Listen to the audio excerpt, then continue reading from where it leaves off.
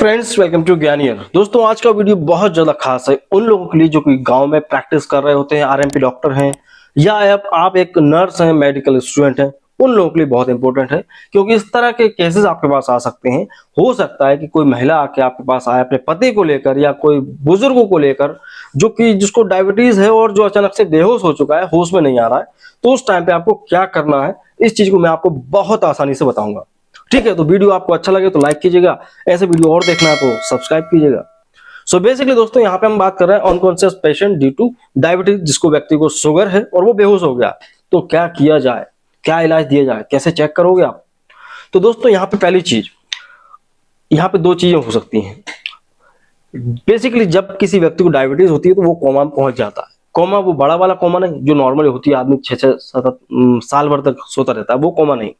एक glycaemic coma होता है जिसमें आदमी कुछ समय के लिए बेहोश हो जाता है, जो दो तरह का हो सकता है, हाइपोग्लाइसेमिक और हाइपरग्लाइसेमिक। जाहिर सी बात है, आपके शरीर में शुगर लेवल कम होगा तो आपको हाइपोग्लाइसेमिक कोमा हो सकता है। अगर शुगर लेवल ज्यादा होगा तो हाइपरग्लाइसेमिक कोमा हो सकता है। तो दोनों चीजों को चेक करना है। दोनों चीजों को चेक करने के लिए आप स्ट्रिप का इस्तेमाल कर सकते हैं, ग्लूकोज स्ट्रिप जो चेक करते हैं ग्लूकोज मॉनिटर से, या पेशेंट के परिजन से भी आप पूछ सकते हैं।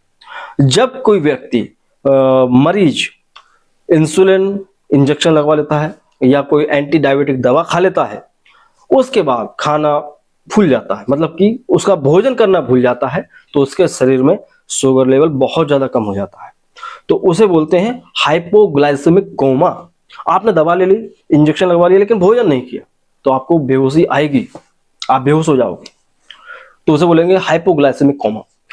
अब कई लोग ऐसे होते हैं जो कि ना इंजेक्शन लिया उन्होंने, ना ही टैबलेट खाई, कोई ग्लिमिप्राइड वगैरह कुछ नहीं खाया, मेटफॉर्मिन वगैरह कुछ नहीं खाया, लेकिन शुगर लेवल इतना बढ़ गया कि वो बेहोश हो जाते हैं। तो उसे बोलेंगे हाइपरग्लाइसेमिक कोमा। अब इसमें करना क्या है, ये चीज आपके पास दो हो गई कि भाई आपको ये पता चल गया, पल्स चेक करना है। अगर व्यक्ति को हाइपोग्लाइसेमिक होगा तो उसकी पल्स स्लो आएगी। अगर व्यक्ति को हाइपरग्लाइसेमिक कोमा होगा, मतलब कि उसको ब्लड में शुगर लेवल बढ़ गया होगा, तो उसकी पल्स रैपिड आएगी। ठीक है, और यहाँ पे दोस्तों आपको अस्कल्टेशन टेस्ट करना है। भाई आपको साउंड चेक करना है। ठीक है, इसके चेस्ट के साउंड, हार्ट के साउंड चेक करना है, अस्कल्टेशन एग्जामिनेशन करना पड़ेगा, आला लगाना पड़ेगा। यहाँ पे दोस्तों जैसे ही आप एग्जामिन करते हैं तो एबनॉर्मलिटी आपको समझ में आएगी। ठीक है, थोड़ा बहुत लंग साउंड में एबनॉर्मलिटी समझ में आ सकती है। उसके अलावा आपको बॉडी पे चेक करना है, पैरों में या बटक्स पे, उसके कूल्हे पर, कहीं पे बॉडी में कहीं पे कोई एब्सेस या सेलुलाइटिस तो नहीं बन रहा है, क्योंकि अधिकतर जो शुगर के मरीज होते हैं उनके शरीर में कई बार इन्फेक्शन बढ़ जाते हैं ड्यू टू हाइपो और हाइपरग्लाइसेमिक कोमा या लेवल। ठीक है ना, तो इस वजह से उनके शरीर में कहीं ना कहीं कोई फोड़ा या कुछ गठन टाइप की बन जाती है, तो उसको चेक करना है कहीं कोई इन्फेक्शन तो नहीं है। तो ये सब चेक कर लेना है। ऐसा व्यक्ति जो बेहोश पड़ा है आपके पास, तो आपको इतना तो पता चल जाता है कि इसको व्यक्ति को हाइपरग्लाइसेमिक कोमा हुआ है या हाइपोग्लाइसेमिक कोमा हुआ है। अब इलाज बिल्कुल सिंपल है।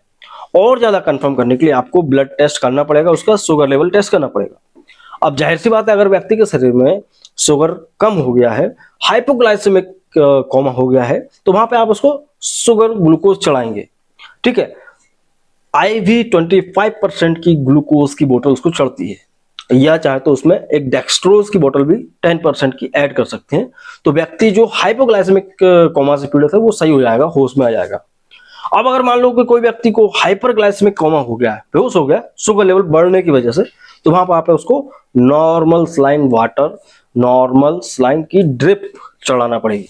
चाहे तो दोस्तों यहाँ पे सोडा बाइकार्ब की ड्रिप लगा सकते हैं, जो कि इन्फेक्शंस और प्लाज्मा लेवल को मेंटेन करने के लिए होता है हमारे शरीर में।